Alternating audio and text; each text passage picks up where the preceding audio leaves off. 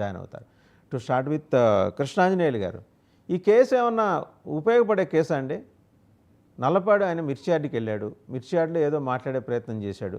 ఆయన ఈ wants to draw the attention of the people, ఏదో దాని మీద ఎన్నికల కోడ్ ఉల్లంఘన, ఇదేమన్నా దేశద్రోహ నేరమా? ఇలాంటివి 100 కేసులు ఆయన రెడీగా ఉంటాడు ఎదుర్కోవడానికి. దీని ద్వారా ఏంటంటే ఏం మెసేజ్ కమ్యూనికేట్ చేద్దాం అనుకుంటున్నారు? వాసుదేవన్ గారు నమస్తే. ప్యానల్ మెంబర్స్ అందరికి కూడా నమస్కారము. ఇప్పుడు ఉమ్మడి గుంటూరు కృష్ణా జిల్లాలకు సంబంధించి గ్రాడ్యుయేట్ ఎమ్మెల్సీల ఎన్నికలకు సంబంధించినటువంటి కోడ్ ఉంది. ఆ కోడ్ ఉన్నంత మాత్రాన ఏదైనా రైతుల సమస్యలో ఇతరుల సమస్యలు ఉన్నప్పుడు రాజకీయ పార్టీలు వెళ్ళి మాట్లాడకూడదు అనేటువంటిది అదేమి అంత సీరియస్ నిబంధన కాదు.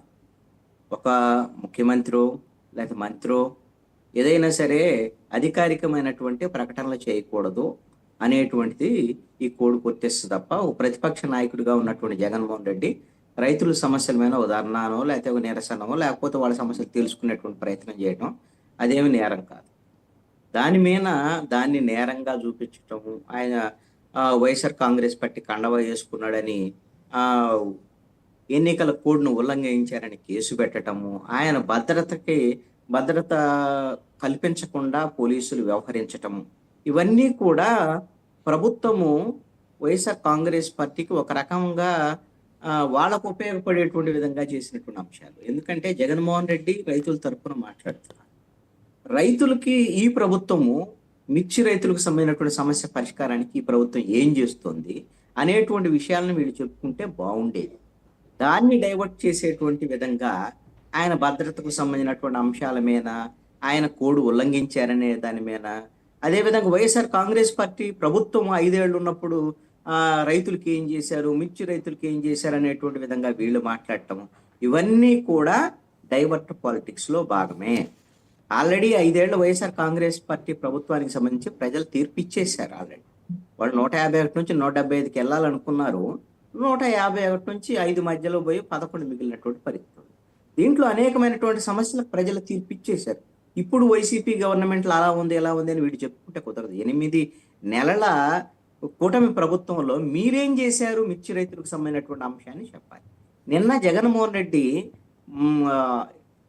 గుంటూరు మిర్చి యార్డ్ దగ్గరికి వెళ్ళి రైతుల తరపున మాట్లాడారు కాబట్టే కదా ముఖ్యమంత్రి చంద్రబాబు నాయుడు కేంద్ర ప్రభుత్వానికి లేఖ రాశారు. కేంద్ర వ్యవసాయ శాఖ మంత్రికి ఒక లేఖ రాసి మార్కెట్ ఇంటర్వెన్షన్ స్కీమ్ కింద మీరు ఇక్కడ మిర్చిని కొనుగోలు చేయాలి ఖచ్చితంగా. ఎందుకు అని అంటే ఇక్కడ మిర్చి రైతులు ఇబ్బందులకు గురవుతున్నారు. ఈ విధమైనటువంటి మిర్చి పంట దిగుబడి తగ్గింది, అదేవిధంగా ఇక్కడ మార్కెట్ రేటు వాళ్ళకి సరైనటువంటి గిట్టుబాటు ధర కూడా రావటం లేదు అనేటువంటి విషయాన్ని రాశారు. అంటే ఎప్పుడు జగన్మోహన్ రెడ్డి అక్కడికి వెళ్ళిన తర్వాత చంద్రబాబు నాయుడు రాశారు. ఇంతకు ముందుకన్నా చంద్రబాబు నాయుడు ముఖ్యమంత్రిగా ఉన్నది డబుల్ ఇంజిన్ సర్కారు, మా ప్రభుత్వం ఇది విధంగా ఈ సమస్య ఉంది అని ముందే గుర్తించి రాసుకున్నారు. డబుల్ కాదండి, మొత్తం 4 ఇంజన్లు, ఇక్కడ 2 అక్కడ 2. అదే అండి, 4 ఇంజిన్ల సర్కారు.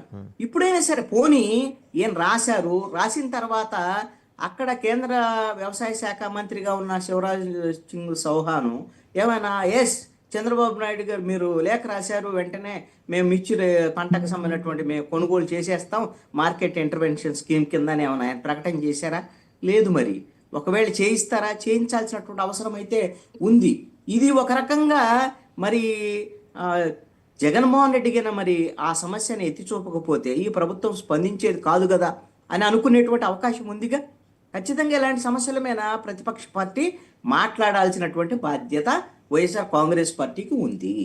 ఇప్పుడు నేను ఒకటి అడుగుతాను, వైఎస్ఆర్ కాంగ్రెస్ పార్టీ ఒక సమస్య మీద వెళ్ళింది, జగన్మోహన్ రెడ్డి మీద అక్కడికి వెళ్ళాడు. వెళ్ళిన తర్వాత అక్కడ పోలీసులు భద్రత కల్పించలేదంటే ఒక ఘటన జరిగిందండి. ఏదన్నా అక్కడ సపోజ్ ఒక ఘటన జరిగితే జగన్మోహన్ రెడ్డికి ఏదైనా జరిగింది అనుకోండి, దానికి ఎవరు బాధ్యత వహించాలి? ఆంధ్రప్రదేశ్ ప్రభుత్వం కాదా? ఆంధ్రప్రదేశ్ పోలీస్ శాఖ కాదా? మనము ఒక మాజీ ముఖ్యమంత్రికి భద్రత కల్పించాల్సినటువంటి బాధ్యత ప్రభుత్వందండి. ఇప్పుడు రాజకీయ పార్టీగా తెలుగుదేశం పార్టీకి వైఎస్ఆర్ కాంగ్రెస్ పార్టీకి వైరుధ్యం ఉండొచ్చు, వాళ్ళకి రాజకీయ పరంగా శత్రువులు అవ్వచ్చు చంద్రబాబు నాయుడు, అదే విధంగా జగన్మోహన్ రెడ్డి. కానీ ప్రభుత్వానికి జగన్మోహన్ రెడ్డి శత్రువు కాదు. ఈ విషయాన్ని ప్రభుత్వం గమనించాల్సినటువంటి అవసరం ఉంది. ఈ విషయంలో ప్రభుత్వం అయితే మాత్రం ఫెయిల్ అయింది. ఒక రకంగా జగన్మోహన్ రెడ్డి ఈ విషయంలో ఒక ముందడుగేశాడని నేను అనుకుంటున్నా. ఈ 8 నెలల కాలంలో ఆయన జైళ్ళకి వెళ్ళటము, వైఎస్ఆర్ కాంగ్రెస్ పార్టీ నాయకులకు సంబంధించినటువంటి వాళ్ళ పరామర్శలు, లేకపోతే వైసీపీకి సంబంధించినటువంటి కార్యకర్తల అరెస్టుల మీద మాట్లాడటం, ఇవన్నీ కూడా వైసీపీకి సంబంధించినటువంటి వ్యవహారాలు, ప్రజలకు సంబంధించినటువంటి వ్యవహారాలు కాదు. ఇప్పుడు అసలైనటువంటి ప్రజల సమస్యల మీద, ఇప్పుడు రైతుల సమస్యల మీద వచ్చారు, రేపు పొద్దున ఇంకొక సమస్య మీద ముందుకు వస్తారు. ఇది అవసరం. ఎందుకంటే ప్రతిపక్ష నాయకుడి యొక్క బాధ్యత, ప్రతిపక్ష పార్టీ యొక్క బాధ్యత. మీరు గుంటూరు మార్కెట్ యార్డుకి సంబంధించి, ఇది ఒక ఏషియాలోనే మిర్చికి సంబంధించినటువంటి కీలకమైనటువంటి మార్కెట్ యార్డ్. 8 నెలలు అయింది.